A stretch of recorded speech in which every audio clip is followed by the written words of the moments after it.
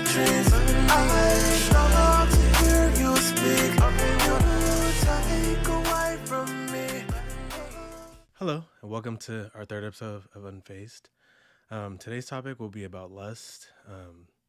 And just a forewarning, I will be discussing some topics that may be a little sensitive, such as pornography, sex. But these are real things, and I just want to be real as possible when I'm discussing this and really just explain how to be unfazed by lust and to really not let the enemy use lust against his young Christians, especially, I feel like, and men. Lust is one of the biggest things that the enemy tries to use to try to penetrate our minds. And so I just want to go over some verses and just really dive into how to be unfazed by lust. So let's go ahead and begin. Okay, so for our first verse, we're going to be diving into Galatians.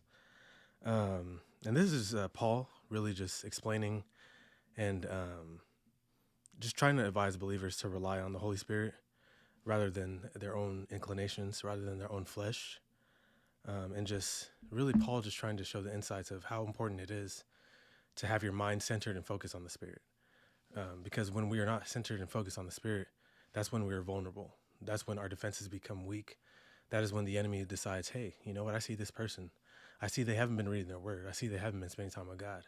So let me try to send this little sign, this little message, this little ad their way. Might get them on a downhill spiral, you know? So this verse is Galatians 5:16. It says, "But I say, walk by the Spirit, and you will not gratify the desires of the flesh."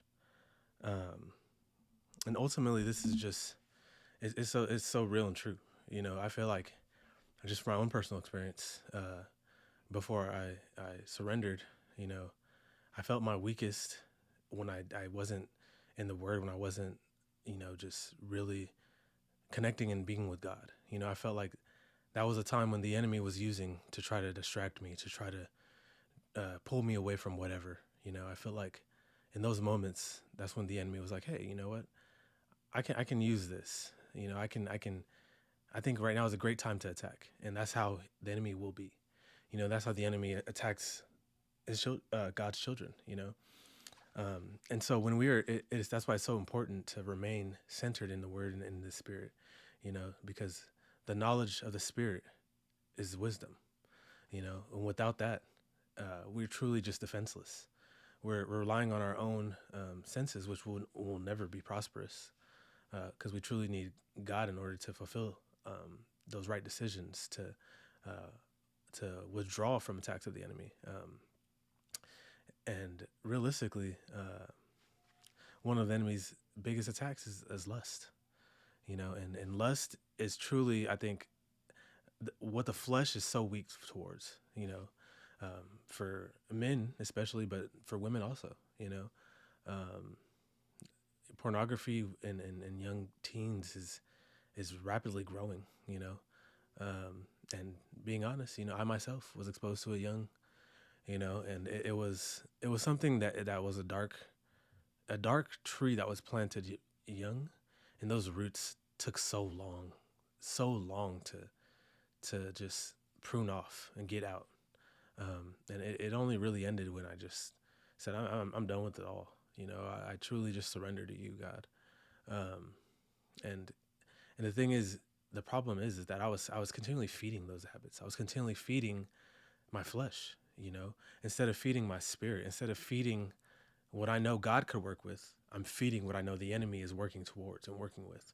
I'm feeding the enemy's strengths instead of feeding God's strengths and the strength that God gave me through the Spirit. You know, I'm not feeding the right things. You know, I'm sitting here like, oh, okay, let me actually. Oh, I see this little picture. Let me just click on it. You know, let me just. Oh, it's probably nothing. Let me just see what it is. I see a little thumbnail. It's probably nothing. Let me just investigate. When in reality, I knew what I was doing. You know, it was nothing but the enemy trying to distract me, trying to get me to go towards down a deeper hole than I was already in. And realistically, he succeeded in many ways. You know, he was able to get me to go down those dark paths and just continue to keep feeding my flesh instead of satisfying my spirit, you know, as Paul says. And it's just so important to remain in the Spirit, because the Spirit is going to be our armor, our strength. And we will be able to withstand the fiery darts of the devil, you know, through our armor of faith, through feeding our spirit, through increasing our knowledge of the Spirit, of the Word, of who God is and who God's identity is and who God stands for. Without doing these things, you know, we are truly vulnerable. We're defenseless, you know, we're truly just targets of the enemy that the enemy will keep using and keep trying to attack.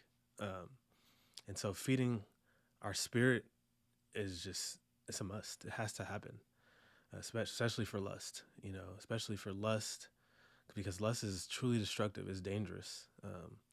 It Lust is the number one reason for divorce. You know, lust is the number one reason for a lot of things, you know, for disarray, for dysfunctional homes, you know, for second, third marriages, because of lust, because you saw this woman at work and your flesh is telling you, ooh, you know, she looks good, you know, but in reality, that is the enemy speaking to you.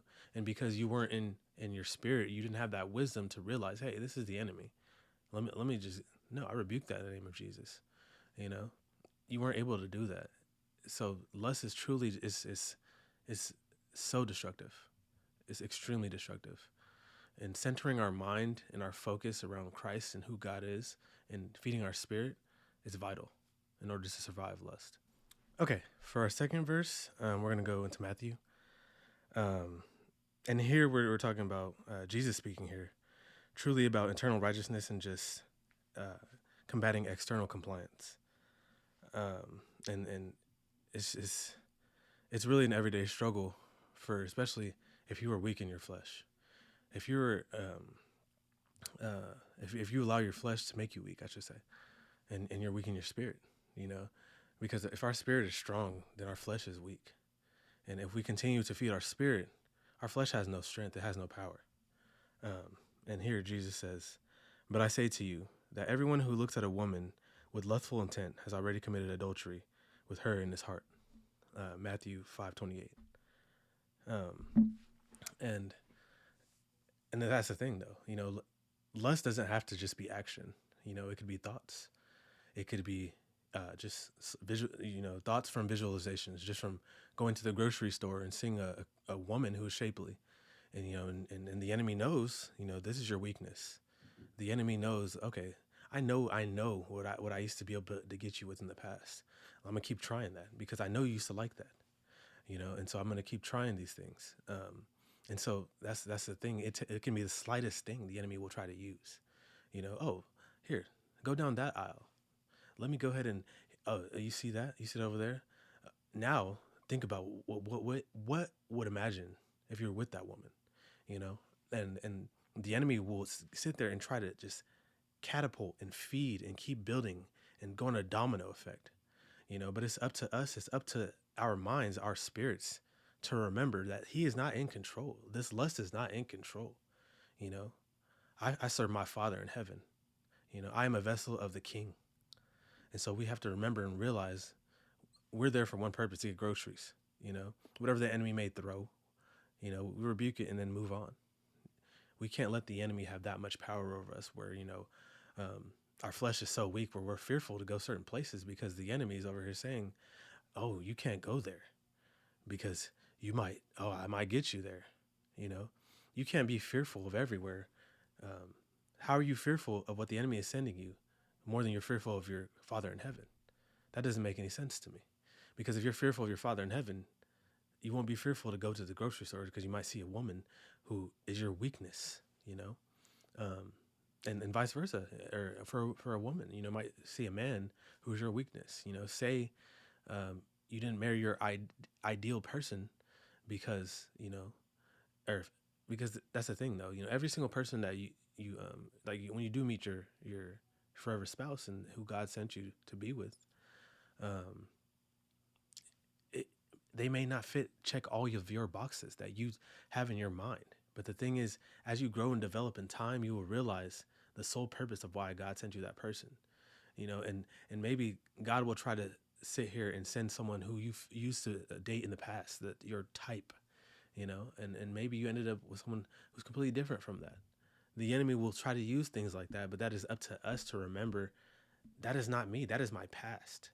What I liked before is not what I like today. Who I am, who I was back then is not who I am today. That lust has no power, no strength over me.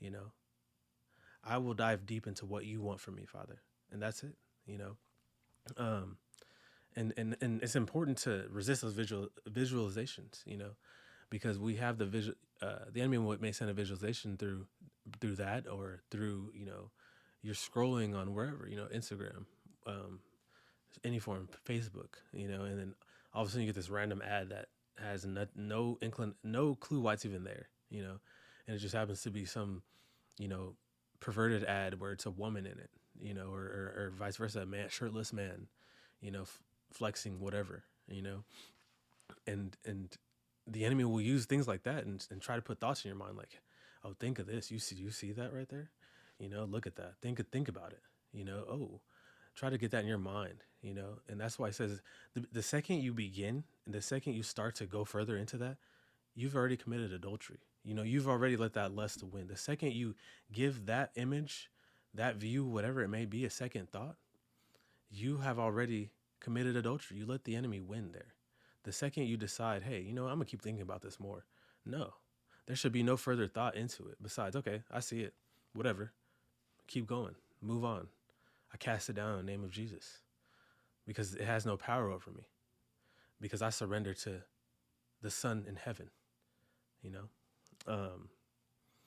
And so once we arrive to that place where we are able to do that, confidently and thoroughly, and just remember who we serve at the end of the day, that is going to be our number one strength, feeding our spirit and remembering who we serve.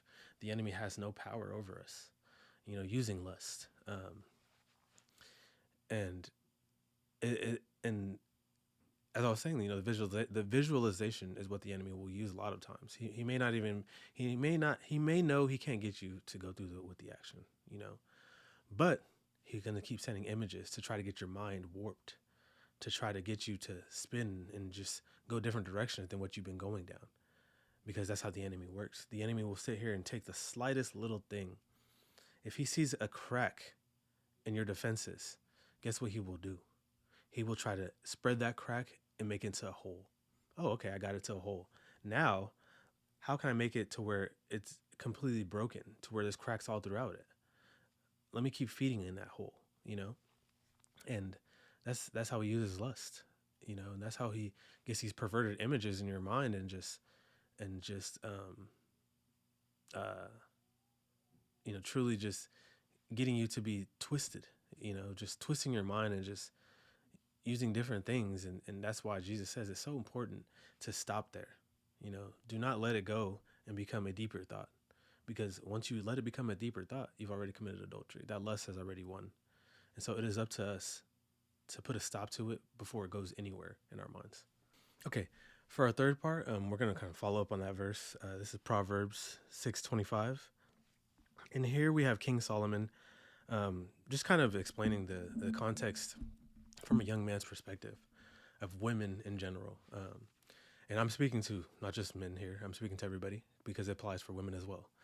Say a young man, but ultimately just not allowing things or the opposite sex to just corrupt your mind when you know what you're supposed to be doing. And here we have Proverbs 6:25. Do not desire her beauty in your heart, and do not let her capture you with her eyelashes. And that just goes back to using visualization to letting the enemy use visualization to corrupt your mind, to get you down a path that you don't need to be going down. And that also continues to start when we are young. And unfortunately, for a lot of young men, young women, we're exposed to sex early. We're exposed to sexual images early. These things, these nude people, early. Whether it be a family member showed you this, or your cousin, whatever. We're exposed to these things early, and that creates a threshold for the enemy to be on, a threshold for the enemy to grow. There's the average age that people are losing their virginities nowadays is 15. And that's unfortunate, because 20, 30 years ago, the average age was 21, 22. And most of the time those people were married. But just the day and age that we live in, where the enemy has truly taken lust and encapsulated it into this package, like, oh, this is something great, here, take this. The enemy has truly taken lust and serving it as if it's something amazing, as something that will help you. When lust is so destructive, lust destroys marriages, lust destroys families, lust destroys so many things. But the enemy will wrap it up in this beautiful little box with a nice bow and say, oh, look at this beautiful gift I gave you, here, take this. And so it's very important not to be encapsulated by the imagery, what we see, what we may have been shown, exposed to at a young age, whatever the case is, and not letting that capture us at the end of the day. But in order for it to not to capture us, our spirit has to be strong.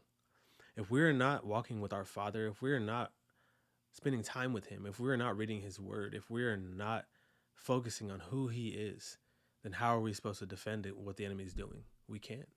We're going to be weak. We're going to sit there and be sweating. You're going to be sweating everywhere you go because your flesh is strong right now, and your spirit is weak. You know that you have the opportunity and the ability right now to fall into your flesh because you have not been spending time with God. You've not been spending that time with who you should be at the end of the day. And it's so important that we have to, if we want to survive in this world, against many things, not only lust, but against many things. But lust, I think, is just one the enemy uses for a lot of people, and I've spoken to men and women alike, they've experienced lust early, at a young age. And so it's important to just not allow that lust to just, encapture you or corrupt your mind, and to not let whatever the enemy sends to twist your image. And so that's why we have to focus on our spirit. Okay, to follow up that verse, we're going to be reading from Thessalonians for our fourth point.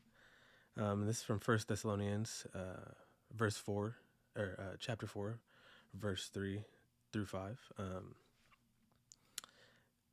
And here we have Paul, talking to the church of Thessalonica, and to encourage holiness, sexual purity, just the things that truly represent who God is and God's nature at the end of the day, So it says, "For this is the will of God, your sanctification, that you abstain from sexual immorality, that each of you know how to control his body in holiness and honor, not in the passion of lust, like the Gentiles who do not know God." And that is, sex sells. Sex is the number one driver of a lot of things nowadays, whether it be even a food ad. You'll see a provocatively dressed woman eating something, or an ad for, movie ad. They're going to show what's going to draw people in. Let's show the sex scene in the movie because we know people will watch it if we show clips of that. Or, music videos especially.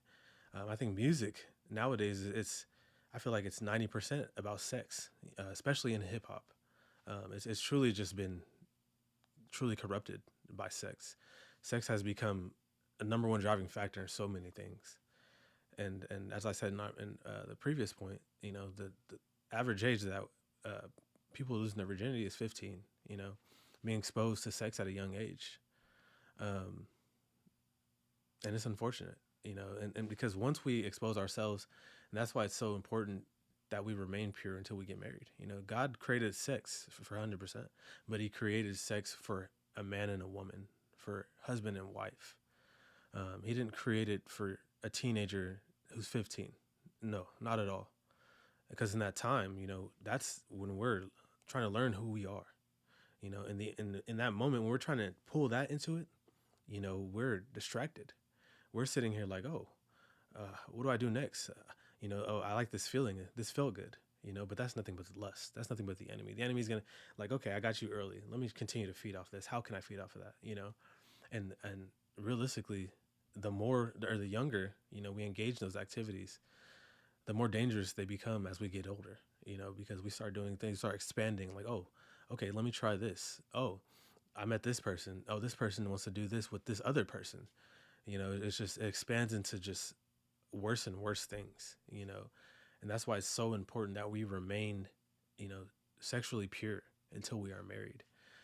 It's really just abstract and taboo nowadays, but it's needed. It has to happen still.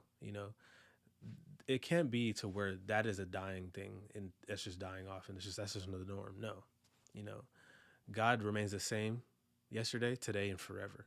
If His word says back then to remain pure and abstain from sexual immorality, will continue to do it until we walk with Him for eternity.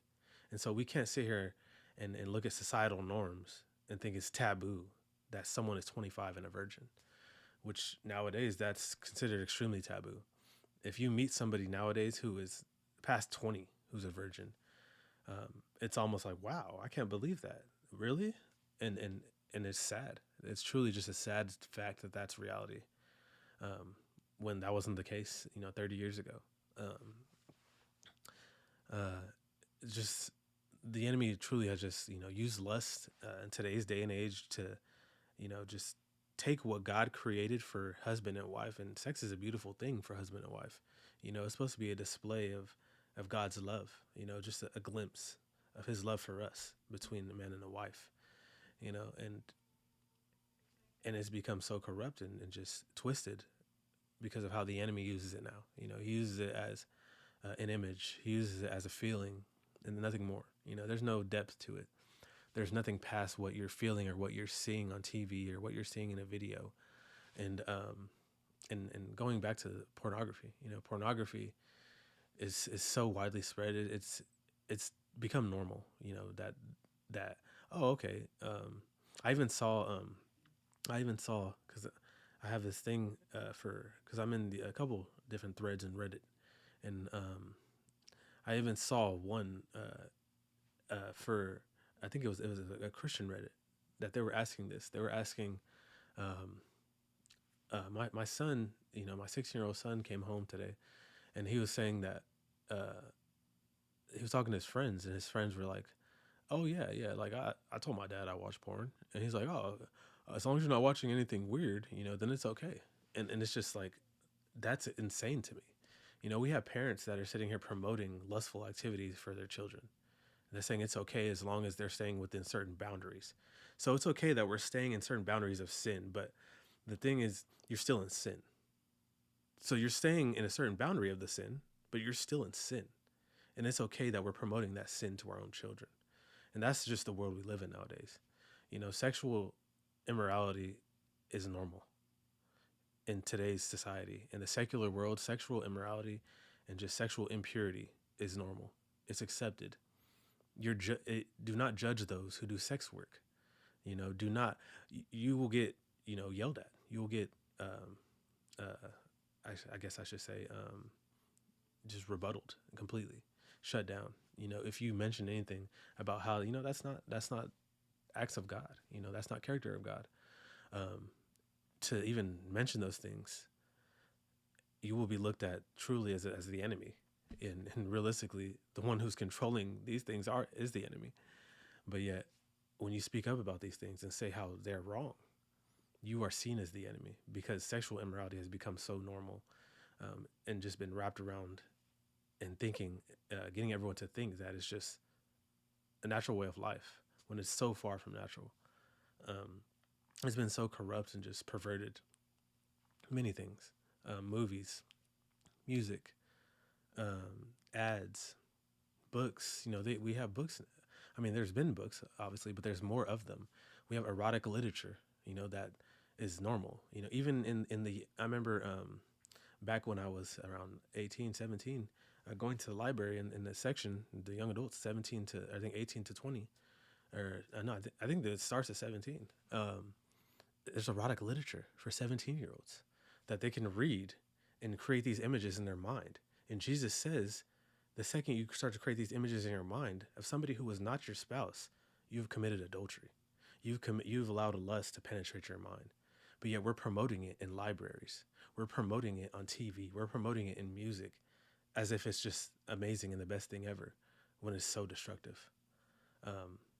And so that's why it's so important, that we remain sexually pure, um, regardless if it's taboo.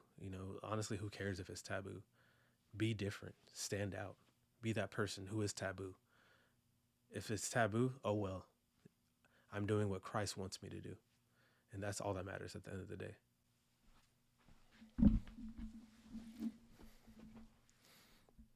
Okay, for our fifth point, we're going to be reading from Romans.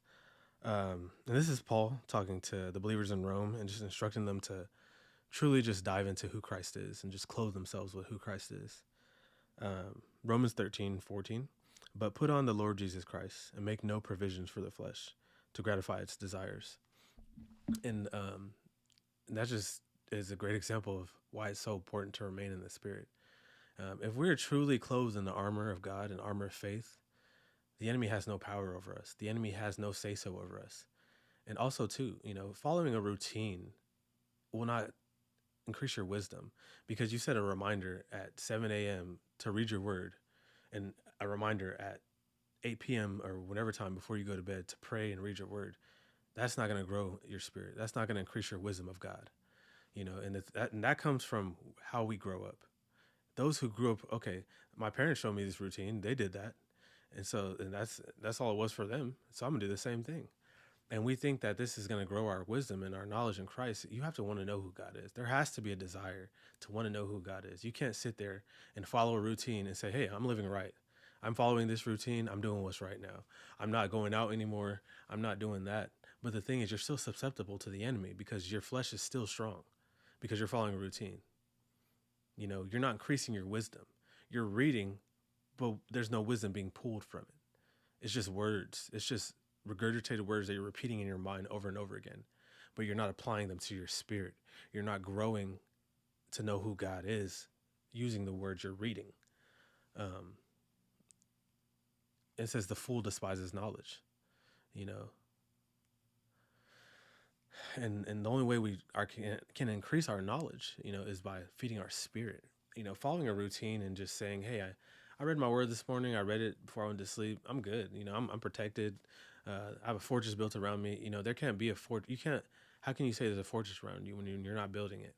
Following a routine is not building a fortress. And we have so many people nowadays who just they do. That's their norm. They follow routine. They read their word. They post a little verse on Facebook. They have something in their bio, and they think, okay, I know the enemy can't attack me right now because I'm following Christ the way I should be. No, you are not. You're following a routine that was taught to you by your parents, and you're continually that same practices. You're going to do the same thing to your children, and then when they're under attack by the enemy and they're wondering why they're under attack and they have no defenses, and they don't. And the thing is, I'm not saying we won't be under attack by the enemy as followers of Christ. We always will be.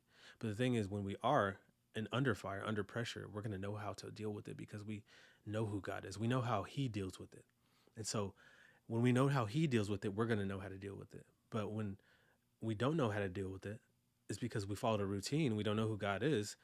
We're going to be stressed and like, oh man, I don't know what to do. I'm just, I guess what did I read in my thing today? Let me just try to regurgitate that, but there's no meaning behind what you're regurgitating. And so that's why it's so important to get past just the routine, to get past just the reminders on your phone to do this. This shit has to be a desire. There has to be a desire to want to know who God is, to just truly dive into His being.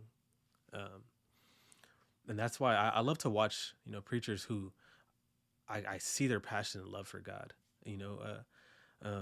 A couple I think of are Paul Washer.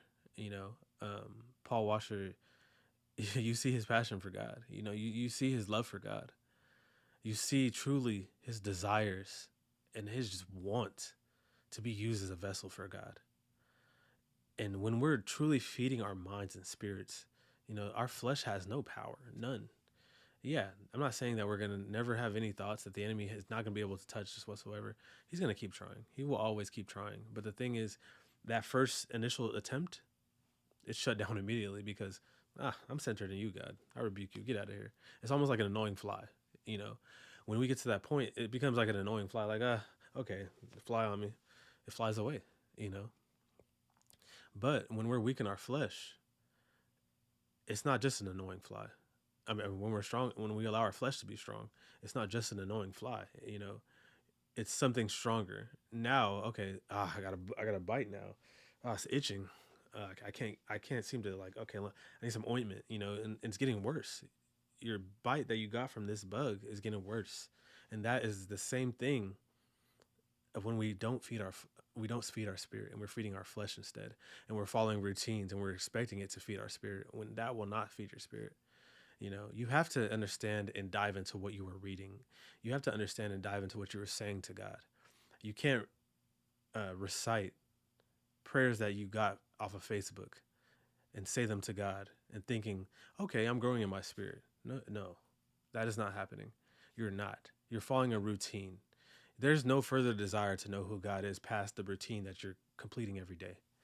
And in order for us to be able to strengthen our spirit and clothe ourselves in who Christ is, we have to dive deep into his word and who he is. A routine will not protect us from our flesh. It will not protect us from the enemy.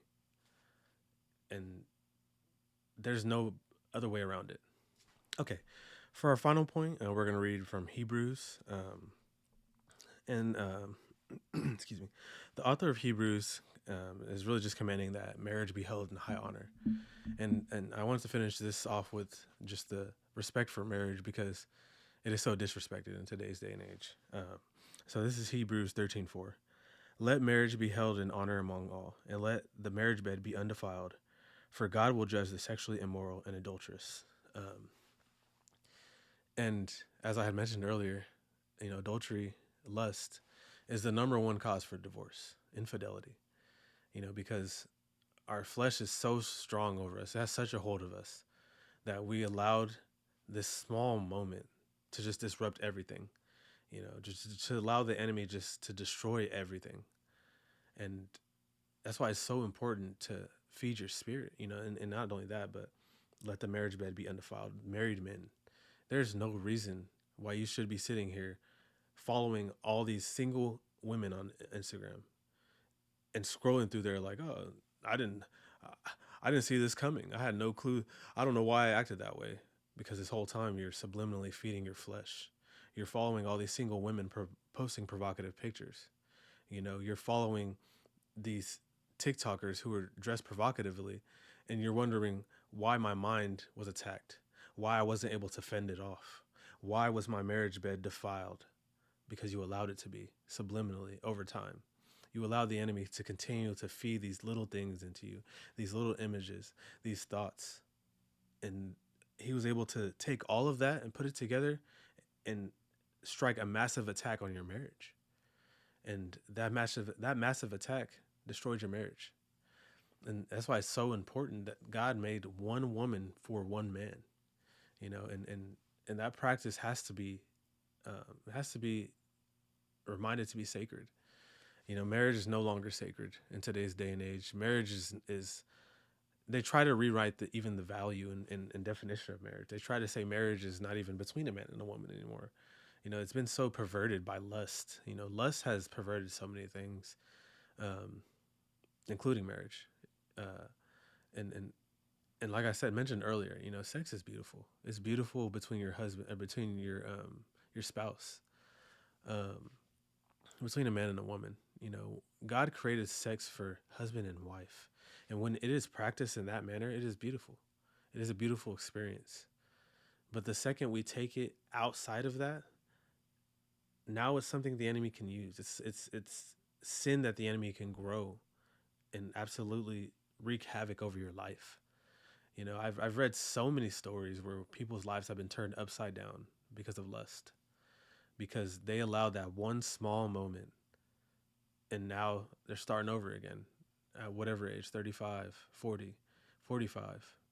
You know, they now I look at this, I'm starting over again in life because the enemy destroyed me because I allowed him to, because I subliminally was feeding my mind perverted things, and I didn't realize until now, instead of feeding my spirit. Um, and that's why it's just so important, you know, so important to feed our spirit, because lust has no factor. It has no power over the children of God, over children who truly follow their Father in heaven. Um, he can only look from outside the glass, the enemy can, and just keep trying to throw little things, keep trying to throw this. But at that point, when we're in our spirit, there's nothing he can do. He can't do anything. We're centered and strong in our spirit. The enemy has no power. He has no say so. And so we can't allow lust to be our bridge to destruction. We can't allow lust just because, we were exposed to it at a young age, just because, whatever we saw at a young age, just because we lost our virginity at a young age, does not mean we have to continue to let that be a weakness for us. We have to get to a point to say, that's no longer a weakness for me. It's not something that you can't just say, okay, I've gotten better, but man, I still struggle. You're still claiming that. You're still claiming that struggle. You should say, I surrender that. That's not my battle anymore. I gave that to my Father. Why is that still your struggle if it's no longer your battle? The reason why it's still your struggle is because you're still trying to hold on to that. You're still trying to hold on to your flesh instead of surrendering it all. Once we do surrender it all, that lust has no power whatsoever, especially over a young man, And so that's why it's just so important, to remain unfazed by lust. And I hope you guys enjoyed this one. I think this was a good one for me. My personal experiences, I was exposed to lust at a young age, and we have to just keep remaining unfazed and feeding our spirit and our wisdom in Christ. Thank you.